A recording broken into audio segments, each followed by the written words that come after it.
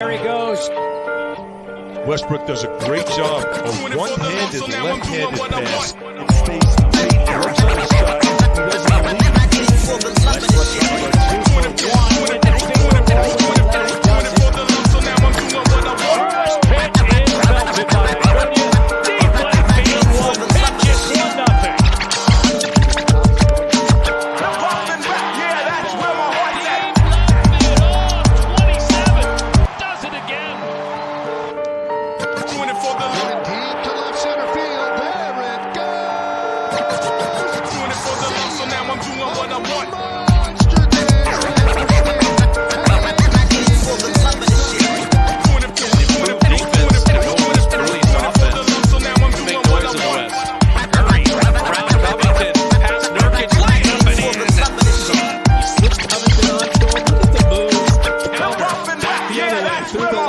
He doesn't leave. McConnell picked up his second foul, so Gary Trent Jr. has checked in.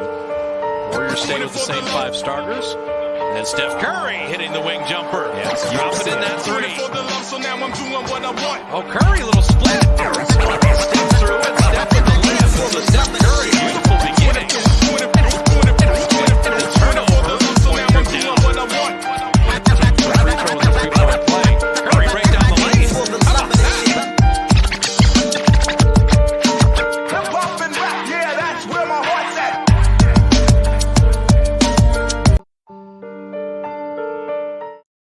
Man, it's time. Welcome, everybody. Tony Jigsaw Cutillo here for the first episode of the Fantasy Firebox here on Win Daily Sports. Let me just tell you a little bit about myself. Tony Jigsaw Cutillo at TCutillo23. Give me a follow at Win Daily Sports, obviously on Twitter, on YouTube, on Instagram.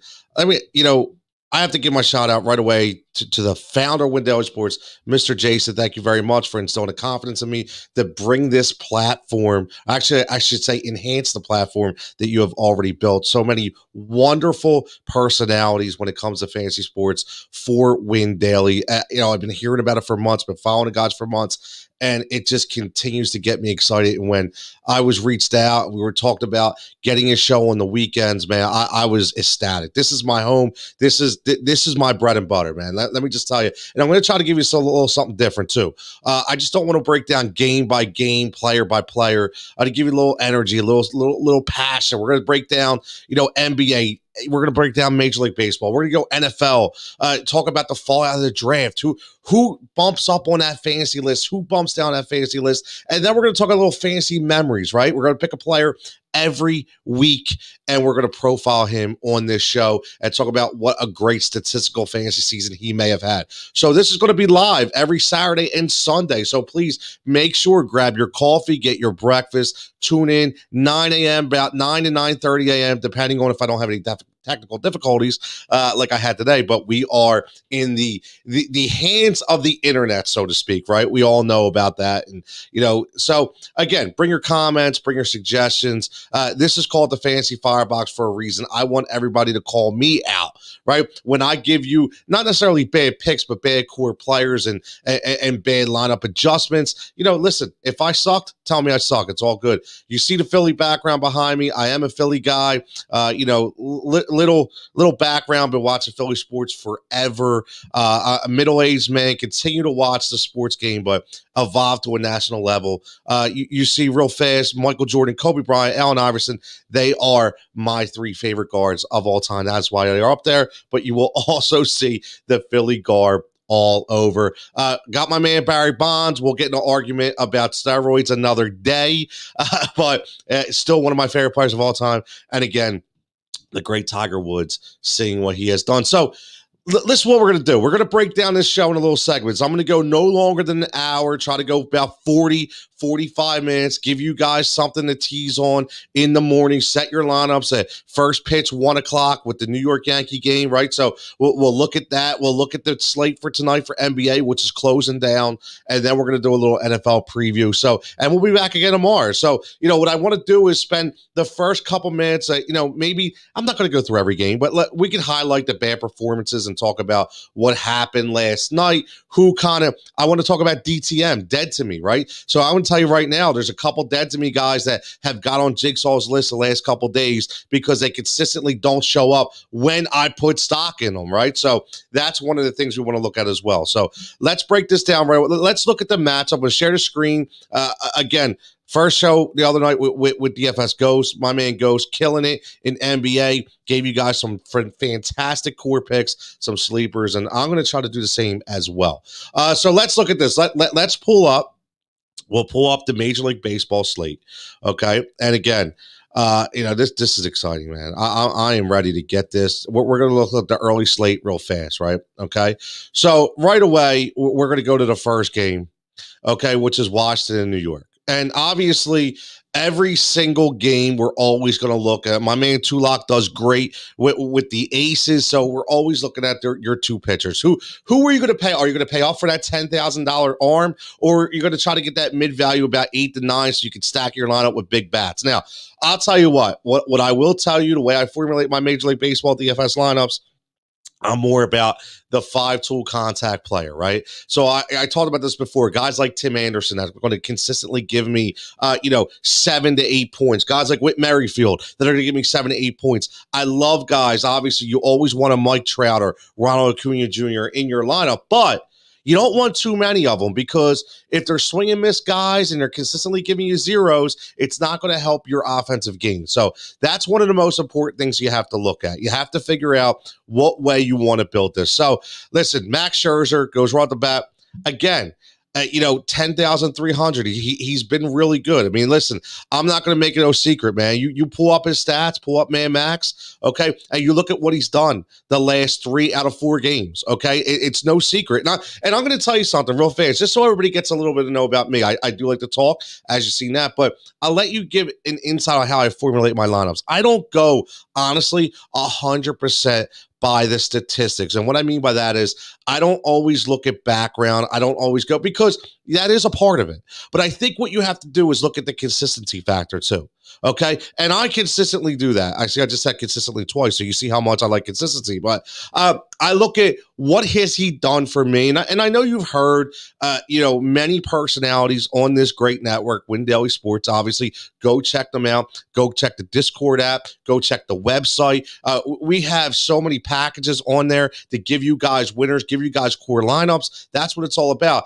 But what I look at, I could care less if the guy wins a game or not. And I think we're all in agreement of that, right? It's not really about who wins the game or who doesn't win the game. Listen, we're more happy with a no decision, correct? We want the innings, we want the outs, and we want the strikeouts. So, I'm going to let you know a little secret here, but I have the lucky 13 rule, right? For me, it's a 13 rule. And what the 13 rule is for me is I want 6 innings, 7 strikeouts. I want 7 innings. I want 6 strikeouts. That is my over and under number. So that's what I'm looking at. Even if the guy only averages 5 innings, but he averages 9 Ks a game, I'm good. He's over 13 because I know that's my baseline. Right? My baseline is 13. So everything after 13 to me, when you're not paying up to 10.5, is a bonus. So when you're obviously paying up for 10.5, like guys like Matt Scherzer, I mean, you look at what he did. His last game out against the Marlins, complete game, right? 9 innings pitched, obviously, which is a complete game. 9 strikeouts. It's huge. He gives you 39 points for 9,700. Now, what does that do? It bumps his number up +6. So do you want to take that extra 600? And I will tell you something. $600 is a lot of money in Major League Baseball DFS. You know why? Because that could be the difference between you getting a Fernando Tatis Jr. or dropping all the way down and getting maybe like a Ursula from the New York Yankees, who's not a bad pick, but he's considerably less money. So you have to decide what you want to do. Max, coming off that big game, here's what I will say about Max. Sometimes, when you're going up against a hot New York Yankees lineup, especially with a guy like Giancarlo Stanton, who is absolutely killing the ball right now, you have to be very, very careful, right? But, there's a lot of swing and miss guys on the New York Yankees. And just because Giancarlo is going off doesn't mean that they're susceptible to the strikeout. So, Max Scherzer, I'm not going to fade. I actually like Scherzer today, and I would definitely look at him. Now, the other intriguing pick is on the other side. It's Corey Kluber. right? And Corey Kluber definitely, I mean, you look at what he's done over the first 3 games, which was absolutely trash, right? And you look at what he's done the last 2 games. Now, I guess they were Baltimore and Detroit, so not these, overly powerful lineups, but Kluber actually showed that he could get it done with the strikeout. The only thing that scares me is you get double-digit strikeouts, 8 innings pitched, first time all year. Now, he has gone +2 in the innings department over the last 5 games, but what I will say is his number hasn't changed that much. He came into the season, started at 8,800. Now he's at 8,700. So it just shows me that even the DraftKings boys don't have that much confidence in Corey Kluber. So, again, Texas, what I will say, I'm sorry, I'm looking at this at home. Washington, listen, you're going to have to definitely battle guys like a Trey Turner and a Juan Soto. So, if he's not hitting his location, could be a problem. So it's up to you. I'm actually not going to touch him. If I look at this matchup right here, it's more of Kluber, Scherzer. It's definitely going to be Scherzer for me. So let's look real fast at some of the offensive hitters, okay? Look at this. Obviously, you have Trey Turner and Giancarlo Stanton. Giancarlo Stanton, for me, even against Scherzer, is your Russell Westbrook in DFS Major League Baseball right now, because what he is able to do with the bat has been absolutely electric. I mean, you look at what he's done over these past, even 5-6 games. Yes, last night, again, he's a power hitter. You're going to get that goose egg, right? You're going to get the goose egg. But to give you 75 points within a 3-game period for under 5,000 to me is tremendous. And even at 5,200, it's really not that far-fetched. The guy's batting 301. Right? OPS at 937. This is something that you have to look at as Max Scherzer. What is he? He's a fire thrower. He's a flamethrower. So there's going to be some fastballs if he misses a location for Giancarlo to hit. So I do like Giancarlo. For me, for my money, when you look at this entire slate, for the early slate at least, if you want to divvy your lineup up between early and late, definitely he's the bat that's going to lead my charge when it comes to the offensive lineup. Now, again, I've always been a Juan Soto guy. I told you before, if anybody listened to me in the beginning of the year, Juan Soto to me was in the best position to be the best bat in fantasy baseball this year from a younger standpoint. Started off really slow, right? Starting to come on a little bit. I think that's more of the Washington Nationals lineup. They're not as good as everybody thought they were going to be. I predicted them to take a step back this year, which I think deservingly so. But he's starting to come on. He's too special of a player not to be able to pick it up. And as you see, he's just batting a clip under 300. So I definitely have faith in Juan Soto. Today, I think could be a good day to put him in the lineup because, again, I'm not fully entrenched on Corey Kluber. So you look down. Now, one of the guys that I've always liked from a statistical standpoint. Now, we talked about 5-tool players. We talked about players that can do it all. And a guy like that is Josh Harrison, right? So, you put him in the lineup and you look at what he's been able to do. And, he is a guy, listen, the last 2 games, 37 points. His numbers still, hasn't fluctuated. Still $3,400, right? That's a really good value. He is a value play because he does do it all. He could steal a base now and then, right? He's going to get a couple hits per game, going to score a run or two, and then if he gets you an RBI or a double or even a triple, it's a bonus. So for 3,400, he's definitely a good fill-in. So I definitely like Josh Harrison today. And I don't think that's any secret, right? I don't think it's any secret. So looking at value, let's look at that a little bit. Maybe you always can look at a guy like Aaron Hicks, because again, I look at guys that, depending on where they're at in the lineup, they can produce. And right now, if that Yankees lineup is rolling a little bit, guys like Aaron Hicks could be one of the guys that you can lean on. As a guy who just again, we're talking about fill-in points, right? Consistently look at what he's done. And this is what I'll say. I look at this circle right here. Okay. And this is what I always look at. 3 at bats, 1 hit, 4 at bats, 2 hits, 3 at bats, 3 hits, right? So you look at those numbers 5, 12, 15, right? Right away, there's 32 points in a matter of 3 games. 32 points divided by 3. I mean, come on, people. That's double-digit fantasy points per game for under 3,000. Okay. So when you want to pay off for Scherzer and you want to pay off for Yu Darvish and you want to grab a Mike Trout or Ronald Acuna Jr., this is the kind of guy in Aaron Hicks that you need in your lineup because, again, he's low risk, low risk, high reward, right? So we talk about that all the time. So let's move on. I don't want to get long-winded on each and every game, like I said, because it is fantasy baseball. And again, I want to get into basketball. I want to get into football. I want to get into everything, right? So next game we got Colorado and St. Louis right off the bat. We look at the pitchers. I'm not touching either of these guys. I'm really not. Martinez, Gonzalez, they don't set the world on fire to me. Their numbers are really low. Maybe because they're playing in St. Louis, maybe you go with Martinez if you don't want to pay up for another big pitcher and you are going to spend, 10-3, 10-5 on Max Scherzer, depending on what outlet you pick. But again, I'm going to pass the hitters. I'm going to pass the pitchers in this game altogether. Now, they're playing in St. Louis, so you don't have the Colorado effect. So it's not like these Colorado players just stand out to you, okay, and say, oh, I need this guy in my lineup. Trevor Story has been very inconsistent, okay, no doubt about it.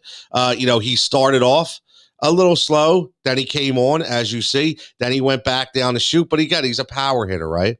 He's a power hitter. So you kind of have to look, but his numbers are absolutely better when they are at home. So again, Trevor Story, depending on what the shortstop lineup looks like. I mean, look at it right now. I mean, you look at these teams. San Diego, obviously, you got the shortstop there. But besides that, he probably could be the best shortstop on the early slate. So if you want to go that route, absolutely go all for it. Completely up to you. So again, let's move on and look at maybe Nolan Arenado, who I said in the beginning of the year I thought this was going to be an off year for Nolan Arenado, only because when you're switching teams and you're switching environments, and he's been good for so long, every now and then you have that slide, right? You have that slide, and again, it was a bold prediction, and he's not doing terrible. He's doing good. 274, 5 home runs, 21 RBIs. I just did, I think everybody was really hitching their wagon to Nolan, saying this guy's going to give me 40 plus home runs. He's going to go off, and I just didn't see it this year, right? So we'll see what he does for the rest of the year. But for today, against Colorado, I would take a flyer on Arenado. Let's look at it this way. You're looking at the third base options, right? Right here. I mean, Nolan Arenado is your fourth in money, right? But he's under that 5,000. Man, I wish Hayes would come back. He's one of my favorites. But you look at that again. You have to look at who these guys are going up against, right? Do you want Machado against Gausman? Now, Gausman's a flamethrower. So he's going to give a lot of heat, and Machado hits a fastball pretty well, right? So in San Francisco, deep park, right? So San Francisco, very deep park. Machado can stretch the extra base. He still has the wheel. So that's another thing to think about. He does go with the ball in all different directions. So if he does go opposite field, he can stretch that double into a triple, which obviously gives you triple points, right? So these are the things you have to look at. Now, Josh Donaldson, I don't know. Not consistent enough for me. I'll be honest with you, right? I really will. I'll be honest with you. Not consistent enough for me. Joey Wendell's a name to look at, right? Joey Wendell, again, is the guy, dual eligible, third base shortstop at 4,000 under, where you start to get those values at. All he does is hit the baseball, right? You look at him. He's almost batting 300. 3 home runs. He'll get there. But again, he had a 0 yesterday. But you look, and this is, again, I can't tell you enough, man. It's consistency. Is it 25? Is it 35? No. But what it is, it's 9, it's 11, it's 10, right? It's giving you that insertion of very easy numbers, right? So again, 4,000. I like Joey Wendell today. I've always liked Joey Wendell. He's one of those players I like. Now, another guy that I'll bring up while we're doing this is Evan Longoria. So Longoria, who again is in a San Francisco lineup on a team that has actually not crashed, but they've actually exceeded expectations under our old boy here in Philadelphia, Mr. Gabe Kapler. But he's in a lineup where it's all about him, right? He has some decent hitters before him and behind him, and he's starting to hit the ball. So, again, we all remember the guy. He's not going to be the guy that was in Tampa Bay, right? We know that. But this guy's hitting close to 300, right? I mean, hitting 280. For Evan Longoria, listen, I'll tell you what, he's been a consistent guy on my list. He really has, because he's never overpriced. And that's one of my biggest things. You don't want to be overpriced. I'm not paying up in baseball, right? You're taking the values for exactly what they are. And for me, in Evan Longoria, he's a guy, especially today against Musgrove. So I know Musgrove's a really good pitcher, obviously, right? The dude is an absolute stud. But again, flamethrower, fastball contact, right? That's what I look at. All he does is have to make a mistake. Now, again, it's 3,900. Now, if Evan Longoria was 5,500, right? Are we talking about a $5,500 play like a Manny Machado going up against Musgrave? You know, they play on the same team, but that caliber of pitcher, I think you understand what I'm saying. I'm going to fade away, right? But for 3,900, I don't think that reward is that bad based on what that price is. So I'm definitely going to look at that, right? Definitely going to look at that. I like Evan Longoria. Always been a fan, 100%. So let's see if there's any third base values here right now. Don't see a ton. Don't see a ton. Maybe you get a guy like Brosseau from Tampa Bay. He's only 3,300. He's dual eligible. He's had some decent games. He's only pat 176, but again, you're looking at the lineup, right? You're looking at the lineup and you're looking at the value. So I'm not saying go set the world. When I say these things, it's value plays, right? Yeah, even in a guy that's batting 176, 184. It's early in the season enough that if he faces the right pitcher, gives you the right combination of power and contact, he is going to be a really good find for you in your lineup. Now, let's go to second base. I like doing it this way instead of going game by game. Look at, obviously, Polanco is a name you want to look at from Minnesota. McMahon has been really good going up against Martinez, who's not setting the world on fire. But how about that Tommy Edman in St. Louis, right? I think this is an intriguing play. 4,600, he's playing at home. He's another guy that fills up the stats, right? Again, I keep telling you, I'm going to give you these guys that fill up the stats. He's a Whit Merrifield guy. Right? That's exactly what he's a Tim Anderson kind of guy, right? He's not going to steal your bases, but he's going to get you hits, right? He's going to get you meaningful at-bats. And you look at 4 at-bats, 2 hits, 4 at-bats, 2 hits, 3 at-bats, a run scored, a hit, a walk, right? This is what's going to give you that 6, 7, 8, 9, 10. This is what you want. Right? Because what happens is you get about 4 or 5 guys that give you 7, 8, 9, 10. Just say you get 4 guys that give you 8. That's 32. Right? You're already talking 32 points. Now you have 2 bombers in your lineup. Even one gives you a 0 and one gives you a 15. Now you're up to 50. You get 2 aces up there. Hopefully Tulak can give them to us, as always, like he does every day. And what we do, there's 50 plus 20 plus 20. You're almost at 100 points right there, and everybody else can feed on the way. So I really like the way those lineups can be portrayed.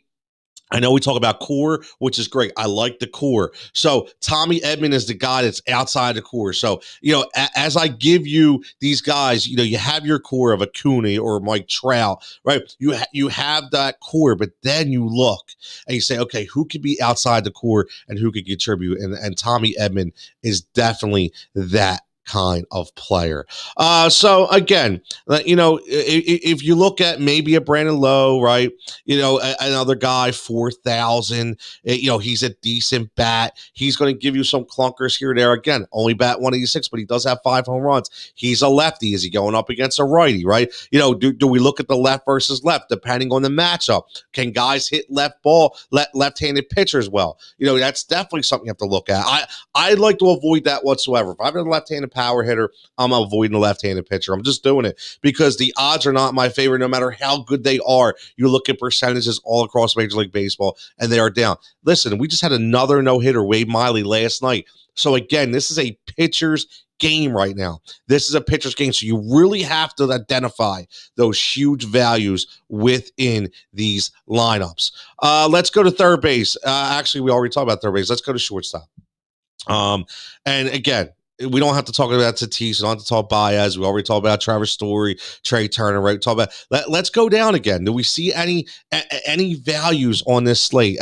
Castro for Detroit could be, but listen. Barrios, Barrios, whatever you want to call him, right? I say name, I'll butcher a ton of names. Just so you know, I am the ultimate butcher of Major League Baseball names. I can tell you that right now, so get used to it, okay? But I'm not going against because, again, I don't like the matchup. No sense of pay, even at 3,200, no sense. Now, again, we look at these pitchers and we look at these games. Paul DeJong is another good play, right? Gleyber Torres, do you want to pay up at 43? And I say that because you're going against Scherzer. Him and Brandon Crawford going against some really good pitchers. Do you feel like they could actually exceed? I'm not sure. So I would definitely go value in this early slate, right? I would definitely go. I like DeJong a lot. I do. Only because, again, he's another hitter, batting low. You look 176, but I'm not looking at average. This is a guy that could give you some lumber, right? 6 home runs, 13 RBIs. He's good in the lineup. Again, just hit a home run 3 days ago against the Mets. So, again, he's a guy at 4,100 that you can actually not lean on, but put inside, or outside of your core against a decent pitching matchup, which I think at home in Colorado, that's exactly what he has against Gonzalez. So, again, guys to look at. Catcher, I'm going to be honest with you. When I look at catcher, it's the last position I fill. I really do. I look at catcher as the last position I fill. Nothing for me from the catcher position. Nothing. 100%. Nothing for me from the catcher position. So, I fill it in because there's not many catchers. You want to pay off for Contreras, obviously, JT Realmuto, guys like that. But now they're going to be entered into your core. So if you better be really set on that catcher in your core. Every now and then, you get a good performance, like a Yan Gomes. If you can get a Gomes for Washington, now today he's going up against Kluber, maybe, but again, it's 3,700.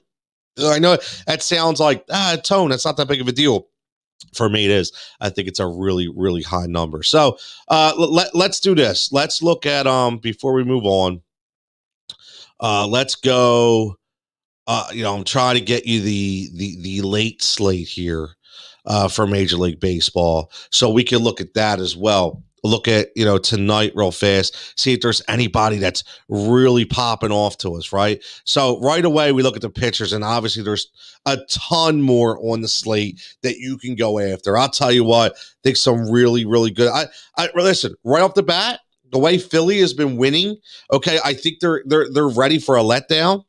Going against Atlanta, going against Ian Anderson, who I wrote for 8,900. I think it's a play right there. I can tell you right now, looking at this slate, I'm liking Ian Anderson right now based on the letdown for the Philadelphia Phillies. Okay, playing in Atlanta at home, going up against Vinny Velasquez. And if anybody knows about Velo, and I know our good buddy from Win Daily, Mr. John Jansen, he loves when we talk about Vinny Velasquez. But what I will say is he's due for a letdown as well. So for 8,900, under 9,000, I think this is a great play for Ian Anderson, especially when you look at those upper echelon guys, right? So right off the bat, Clayton Kershaw, Dylan Bundy, I want no part of that matchup. None.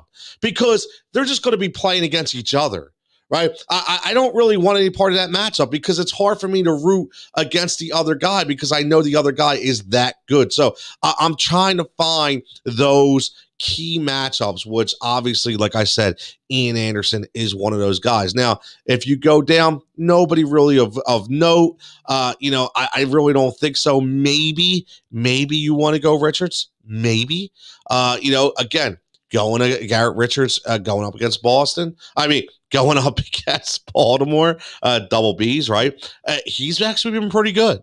4 out of 5 games, he's actually cashed in over double-digit points. So, and he's 8,200, starting to creep up into that echelon. Over 8,000 for me is a definite signal to say, do I want to pay off for these guys? Do I not want to pay off for these guys? Because you have to be very, very careful when you get into that realm. Now, what I will tell you, 17 strikeouts over 2 games, right? You look at that number. There's my lucky 13. Now, last game against Texas, only pitched 5 innings, got 7 strikeouts. He's 12, so he dips below. But the week before that, he's 7 innings, 10 Ks. That's 17. He's above my lucky 13, and he was only 6,600. So they are the kind of values from the pitching department that you have to stack into. Now, I know my boy Tulak likes to go big time aces at the top, and he is brilliant by the way he can build his core after the double aces, because he's spending like 20,000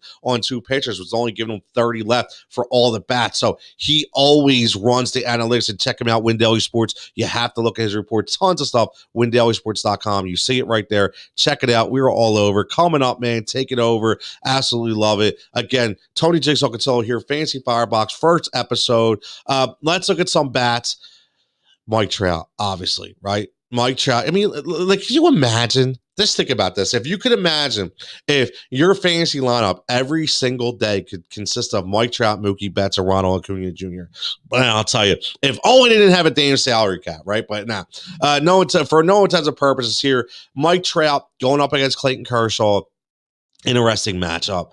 For me, for my money, 6,200. Even though I love Mike Trout, I can't do it. I definitely can't do it. I would definitely drop down to Ronald Acuna Jr. Okay, I'm looking at this Atlanta game. I am. I'm telling you right now, this Philly Atlanta game for me, from the Atlanta side, guys like Ozzie Albies, guys like Ronald Acuna Jr., Ian Anderson. I think this is a good game. You're going up against Velazquez. You're going up against a team in the Philadelphia Phillies who, again, are winning and doing well, but they're definitely ready for a letdown. So it's one of those games I think that you have to look at and say, going up against Vinny Velasquez, Ian Anderson, you have to take that matchup in, and I really think that's something that you can exploit. Now, you can go all the way down to Marcell Ozuna for 4,900, but the thing with Marcell Ozuna is he's another swing and miss guy too frequently for me, for my blood. So I know he could go on that power surge. But again, I'm looking at this 6.4 number by, basically 5,000 for me. That doesn't add up.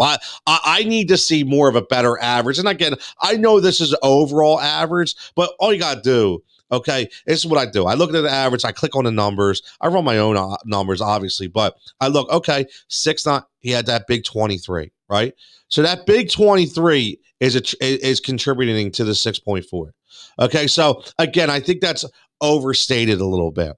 So take that 23 out, the 6.4 probably drops to about 4.5.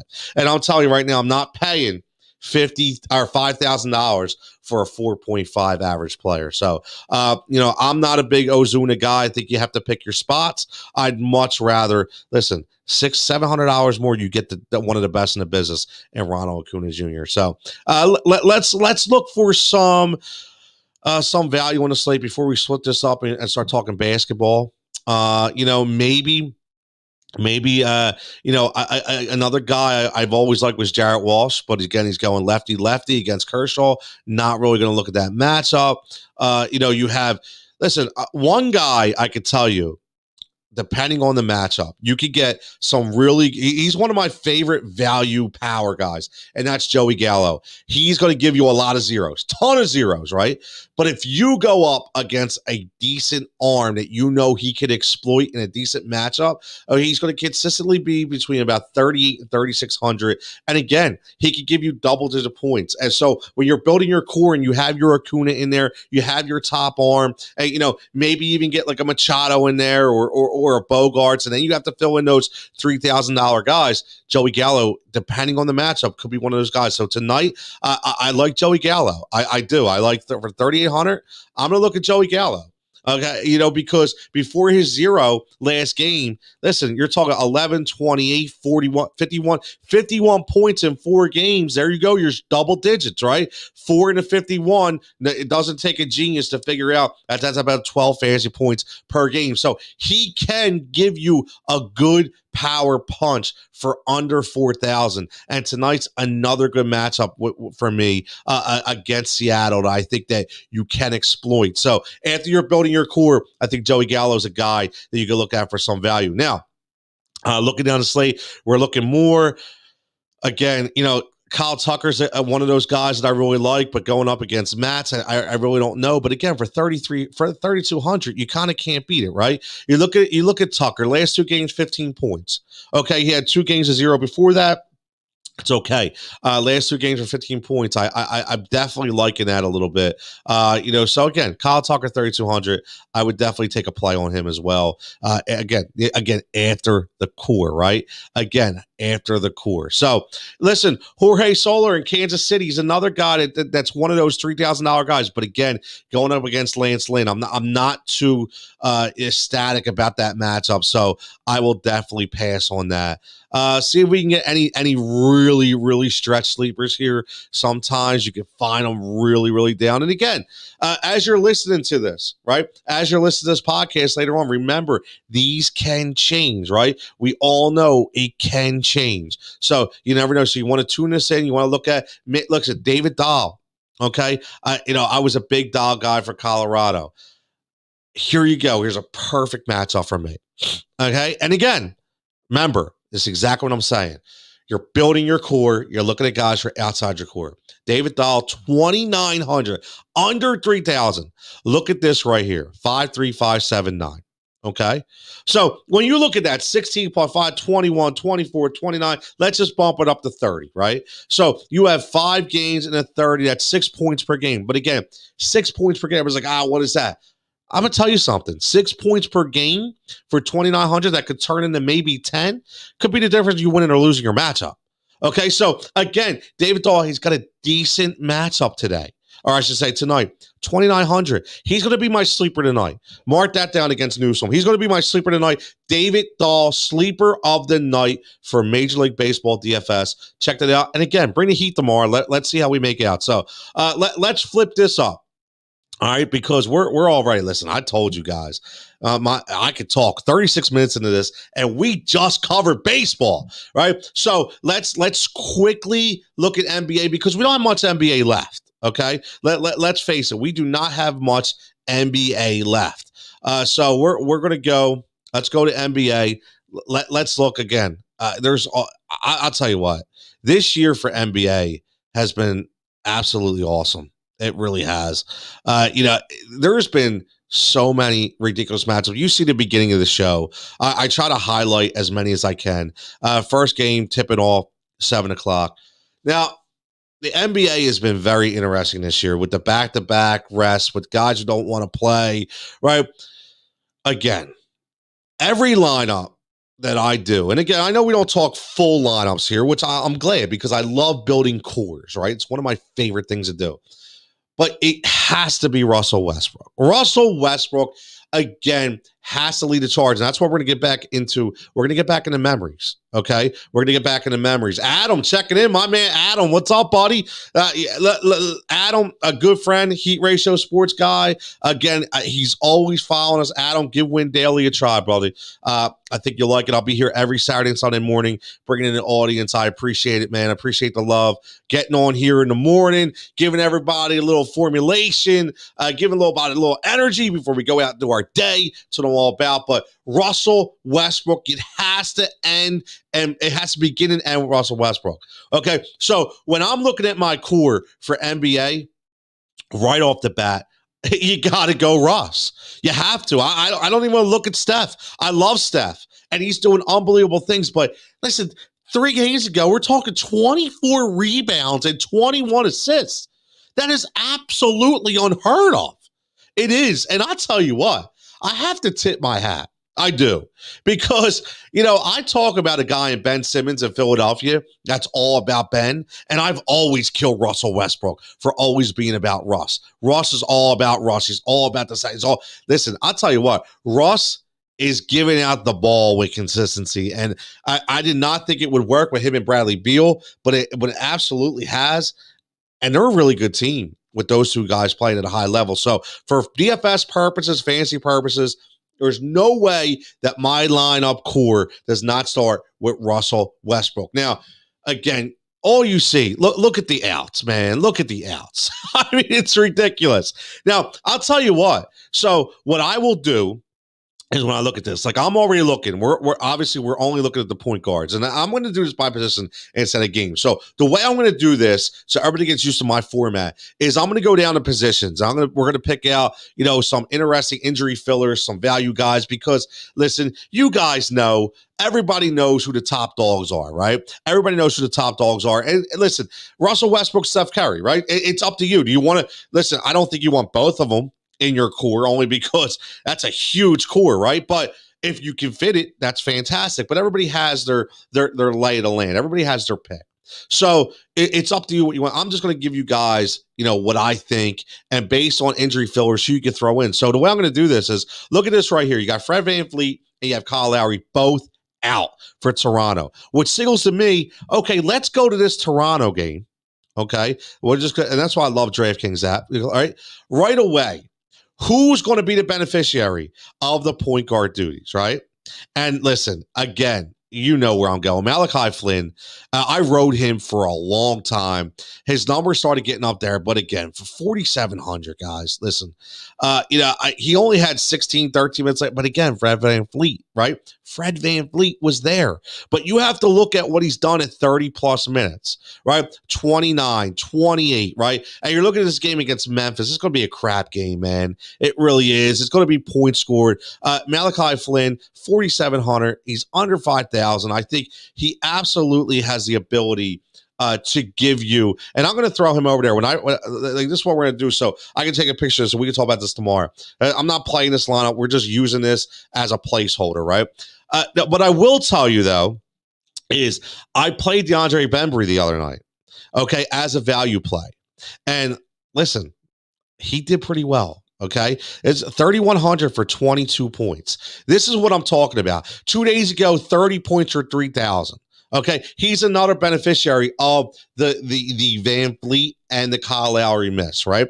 So he's another guy that is extreme value you want to look at, right? So I'm going to put him there. So that game right off the bat with Toronto is signaling major guard value. Okay, Donovan Mitchell still out. Now we have to look again, Jordan Clarkson is so high, man.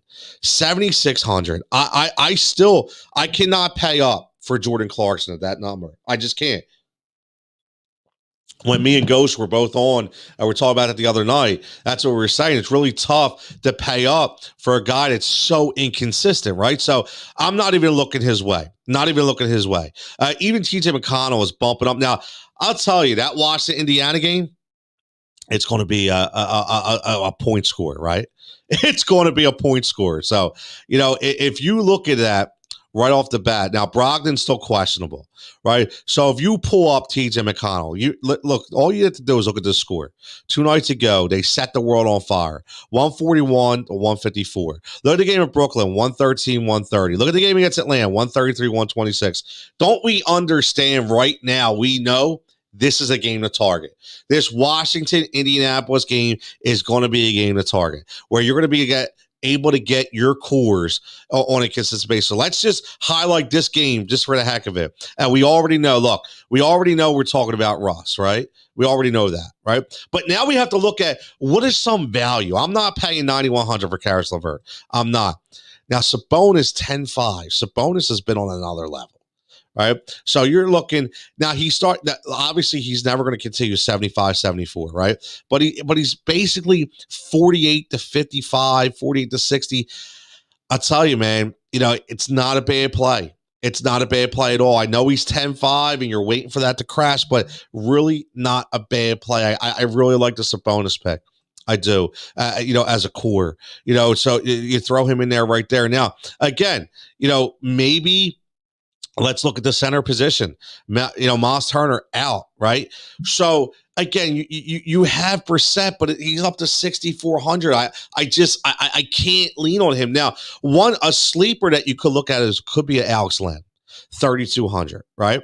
3,200 in this game. Now again, it all depends on his minutes. Now, when he plays above 10 minutes a game, even if he gets 25 minutes, he's going to give you double-digit points. He's only 3,200. It's a very low risk, high reward play. But when you're talking about a game that just scored 145 to 154 3 nights ago, that's an insane amount of points, breaking Vegas records all over. If you can get a guy under 3,200, 3,300, 3,400 in that game, I think it's somewhere you should definitely go. So I would definitely look at Alex Len.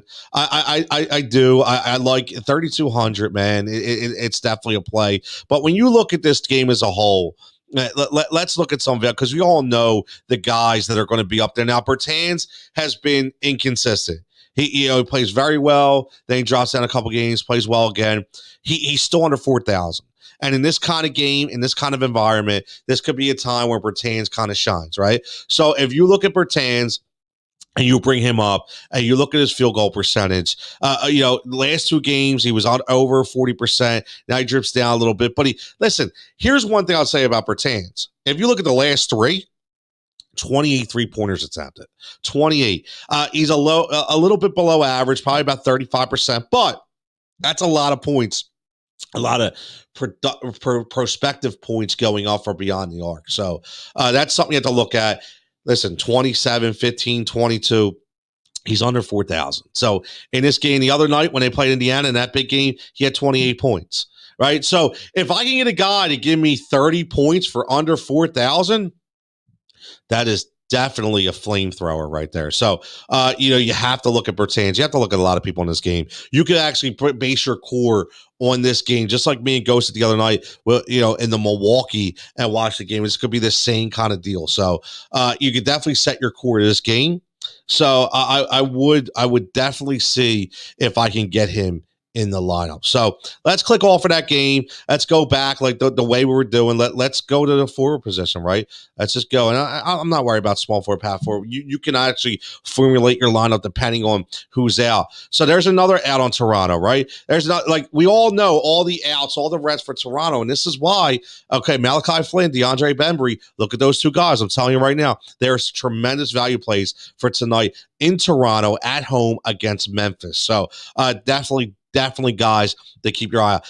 And again, I can't, there's certain guys, right? Look at Kelly Olynyk, 8,600. I cannot pay 8,600 for him. I really can't. Really can't. Adam checking it says, if you have one spot left, would you choose Lowry or LaVine? If I have one spot left, obviously, let's pretend they're both healthy. Right? Let's pretend we're going to go on this and say they're both healthy, Adam, because obviously Lowry is not, and LaVine just came back from some COVID protocol. So let's just say they're both healthy. It's 100% Zach LaVine, only because he does much more. He's younger. He's more fiery. He gets more space on the floor. I trust him more beyond the arc. I trust him getting to the rim. Obviously, Lowry's more of a facilitator at this point. He does often score, obviously, still at 35 plus years of age. He's still balling, but I would be more pressed to start LaVine, especially on a Chicago team that's going to be pressed for points, right? They're going to be playing from behind. He's always going to be throwing a rock up. Lowry could get in the blowouts where they sit him early because of his age, because they know it's probably going to be his last inaugural season with Toronto. So I would definitely go LaVine if they're both healthy. But obviously tonight, it's very simple, right? Very, very simple. Awesome. Thank you. Wonderful, wonderful. Zaga. Okay, we got some YouTube comments. I love it. Let's see. Let's go down the list before we preview some NFL and talk about some historical NBA DFS for the final. Let's see where we're at. 47 minutes, man. See, I told you guys I could talk, right? I could definitely talk. Listen, this could be another Bogdanovic game against Houston, right? Now, Houston's got nothing to play for.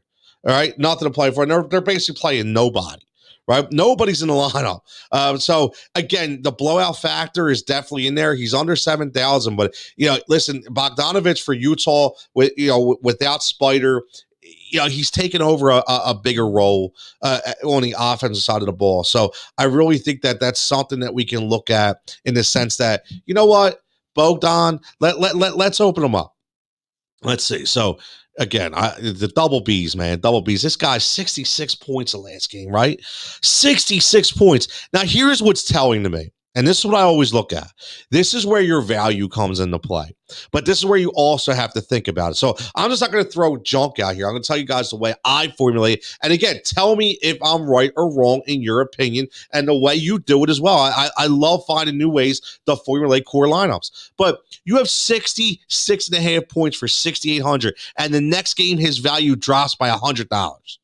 His value drops by 100. And he's playing a game in Houston, who Houston absolutely sucks, right? So tell me, what is that telling you? Is that telling you that's a tremendous value?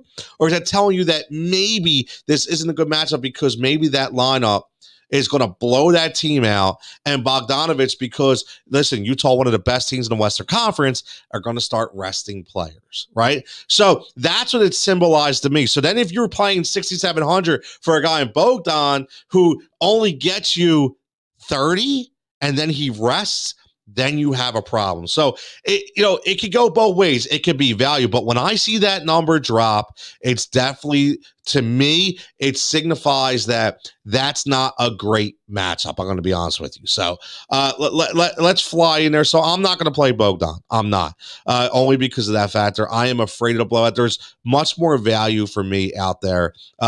Listen. From Memphis, Jaren Jackson Jr., right? We talked about that game against Toronto. Here's a guy, when he gets to 25, 26 plus minutes, he's giving you 30 plus for 5,700. He's under those 6,000. So that's a big deal. Under 6,000 is a big deal for me, right? Under 6,000 is a big deal for me. So again, that I think that's a good play right there against a Toronto team that's really not playing out. Now, Memphis can be very struggle. They can struggle on offense. Okay, we know that. But again, for that kind of money for a guy that is going to play a lot of minutes, I think that's a pretty good play. So let's go down the list a little bit. We'll see if we can find you any values here. I love doing this. I love the value picks. Listen, right there. I'm going to go Brandon Clarke again. I love Brandon Clarke. You'll find out as I do these streams and we do these shows that I latch on to certain guys, right? So Brandon Clarke for me, another good value play under 4,000, right? When he's getting to 20 plus minutes, he's going to give you 25 plus points. It's as simple as that. Even if he's getting you 15, 19, 18, you look at him, 21, 22, 20, 20, 23. This is what you have to look at. This is what you have to look at. This is what I love. Okay, this is absolutely what I love. So Brandon Clarke going up against the Toronto team that's going to be shorthanded, right? It's going to be shorthanded. That Memphis is going to have every opportunity to score points, especially if this becomes a blowout, right? But either way, when you're talking to 3,700, that's a guy outside your core that you can lean on. So I want to lean on guys outside the core. Right? I gotta lean on guys outside the core. So especially tonight, if you're going to talk about getting Sabonis and Westbrook in your core, Brandon Clarke is a tremendous play. Me and Ghost both fell on Brandon Clarke a couple nights ago. I'm going to ride the Brandon Clarke train once again because I like what he offers for a really, really low value. Now, here's another, and again, I've talked about this. I'm going to continue. You're going to see that the value guys for me will consistently stay the same day in and day out, right? Because they do so much, right? So I'm going to put them over there. It's not our lineup. This is just, again, these are just value plays. Now, this guy's number is going up a little bit, right? A little bit, but Matisse Thybulle, man. I keep telling everybody, you're sleeping on Matisse in DFS. Another guy outside your core, you were getting him for 31 to 3,200. He bumps up 300, but $300 in basketball, you can make up anywhere. This guy absolutely does it all. And if he gets a little bit of an offensive game, which I know he will in the offseason, he's going to be a DFS monster next year. I'm telling you that right now. Lock it down. This guy, 2 to 3 steals a game, 2 blocks a game. He gets you 6 rebounds. He gets you 6-7 points. And again, he's under 3,500 now. He's right at 3,500 now. Right at 3,500, but this is what he does, man. Now, don't look. I know everybody's gonna say, "Oh, look, last game only 3.5 points." Listen, it happened, man. That game right now, you have to remember when you live in a specific market and you follow a specific team. I can tell you right now, that game was one of the crap games. Okay, it was against New Orleans. You know what? It was just. It was what it was. They won the game. They won a game. They had to win. Everybody was a little off. It happens. Throw that game out the window. What I want to look at is 3 out of 4 games above 16 points with a really good value.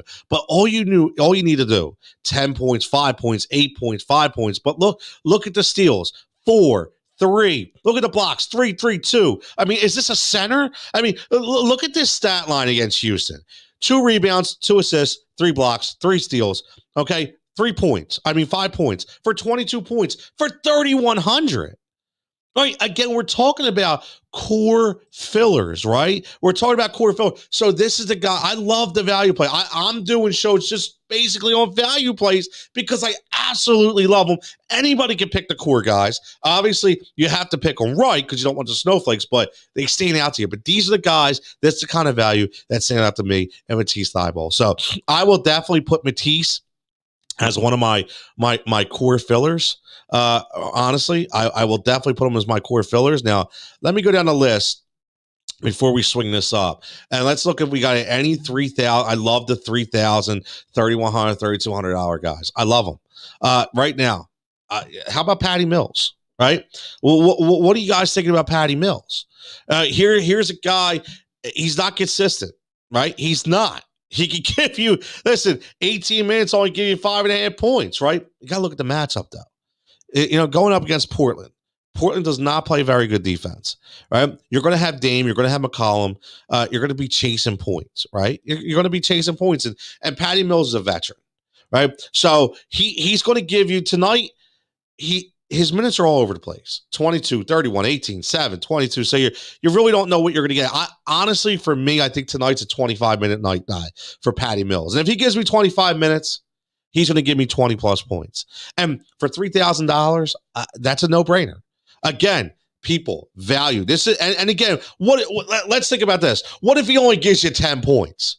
At least he gave you points. One of the guys I always looked at was Andre Iguodala. Right? He's in that same realm because he consistently gets you 11 to 15. He's only $3,000, right? So he's going to give you that. And one day you're going to play him at 3,000. He's going to give you 25, and you're going to win your matchup, and then you're going to thank me. Okay, so they're the kind of guys that you have to look at. Now, I'll give you a sleeper. I'm going to give everybody a sleeper right here. Okay, another sleeper for DFS, and it comes from a local level. And that guy's going to be Mr. B-Ball Paul Reed. Okay, B-Ball Paul is what we call him. Now, he was the G League Player of the Year. Okay, he's starting to get minutes. Right, he's starting to get minutes. And remember something: the Philadelphia 76ers are slowly locking up that number 1 seed. So because they're slowly locking up that number 1 seed, guys are going to get a couple more minutes. Guys are going to get more minutes to play. So you start looking at that blowout value level, right? So tonight, I think Paul Reed against Detroit, who's obviously probably going to have 8 healthy players. I think this is a Paul Reed kind of game for 3,000. Okay, for 3,000. Look at this one game where Paul Reed got 10 minutes. He gave you 30 points. 30 points. You're winning your lineup. If you're core guys, right now, if you're starting Sabonis and you're starting Westbrook and you're spending up, right? You're spending, 22,000 for 2 guys. You get a guy like Paul Reed at 3,000, gives you 30. Gets you 25, you're winning, man. You're cashing out. And that's what it's all about. So I like Paul Reed a lot. I do tonight. I like Paul Reed, as a really nice, low-risk sleeper. All right, so lock it down. Lock it down. I talked about DeAndre Bembry. I talked about Brandon Clarke. Talked about Thybulle. Okay, we talked about Malachi Flynn. We all know Westbrook and Sabonis. That's a game you want to target Washington, Indianapolis. So let's definitely look at that sleeper right there. And again, we're going to go. I really like Paul Reed tonight. It's crazy, but watch Paul Reed. Shout me out. Let me know. But I like, if you're building your core lineups, look at those value plays and look at a guy like Paul Reed. I think he can win you some money tonight. So we're 58 minutes in. So what I want to do, again, because you're going to watch this back on replay, you're going to listen to this on podcast. But if you go to the YouTube channel and go to the Win Daily Sports YouTube channel, tons of great content right there. I like to talk about past performances. Okay. I really like to talk about past performances. I'm going to stop the screen share for a minute because one guy to me, when we play DFS and we play fantasy basketball, we play fantasy sports in general. It's always nice to look back at what guys have been able to do. And one guy I've consistently said that doesn't get enough respect in the NBA and for the game of fantasy is Chris Paul. I love CP3, one of my favorite players of all time. And I think the reason why a lot of people don't get the respect for CP3 is because they're not used to seeing him on a national level. And CP3 for me has won a lot of people a lot of fantasy coin. Really has, because he's consistently on the level of, we talked about me and Ghost the other night where he was 7,500 on DFS, and you got a guy like Jordan Clarke that was 7,300. Why would he pay an extra 200 for CP3? It's a no-brainer. He does so much, and just for the game of basketball itself. And I as I talk right here, I basically recorded a video. Chris Paul. So you're looking at Chris Paul right here, and what he's been able to do: a stop, start, crossover, isolate, take the space. There's nobody else like him. There's not. And listen, if that guy's not injured in this Houston series 2 years ago in Game 7, Houston goes to the NBA Finals. It's no doubt about it. That's how important he was to that team. I mean, look at the stop and start. Oh, it's electric. And then we look at the years 2007, between 2007 and 2009, those 2 years where he averaged 21 and 22, averaged 11.2, 11.6 assists. He was a double-digit monster when he played for the New Orleans Hornets, not the Charlotte Hornets. Listen, you have to look back at those fantasy performances and just say, how good is CP3? I can watch CP3 highlights all day long. So, again, shout out. What we're going to do every day is what I want to do is I want to sit there and I want to break down one performance from fantasy every day. On the weekends when I'm on. And what they're going to do is those are going to be guys that won us championships. They're going to be guys that we drafted that either produced the way they were supposed to, or guys we drafted as a value and really exceeded expectations. But CP3 for me, Chris Paul is one of those guys that you absolutely have to respect, right? You have to respect. So again, CP3 still doing it right now, but this is the look back for CP3. Again, we got fantasy memories. We're going to do a fantasy memory every single day when we're on the stream. Saturday and Sunday, keep it locked, 9:15. I didn't even get the football. So what we're going to do is we're going to push football till tomorrow. Okay, so again, Sunday morning, we'll be back again in Fantasy Firebox. Tony Jigsaw Cutillo will be right back with you again tomorrow. And we're going to talk about, hey, how do our value picks do? Right? We have them in the bin. We have those value picks. Again, Paul Reed, Malachi Flynn, DeAndre Bembry. Look at those. And again, check the Discord chat out. We got the great public Discord chat on Win Daily. We're always there to answer the questions. Check us out on Instagram. Check us out on Twitter. Check us out on YouTube, right? Where all our content lives. It will be podcast as well, windailysports.com. And don't be afraid to hit that button to get those premium plays, because I can tell you right now, there are a ton of guys on this team that do a ton of work every single day. And they're not shy. They're going to let you know when they hit. They're also going to let you know when you lose, but we definitely hit more than we lose. So, again, Tony Jigsaw Cutillo, Win Daily Sports, at TCutillo23, at Win Daily Sports. I appreciate everybody tuning in here on a Saturday. Go enjoy the day as much as you can. I know on the East Coast here, it's a little rainy. That's okay. It's indoor projects that go out, get stuff for, for the summer so that when the nice days are out, you can build in the sun. So again, thank you everybody for tuning in. I'll catch you here tomorrow about 9:15 Sunday morning. Get your breakfast, get your coffee, and get ready to talk some DFS. See you later.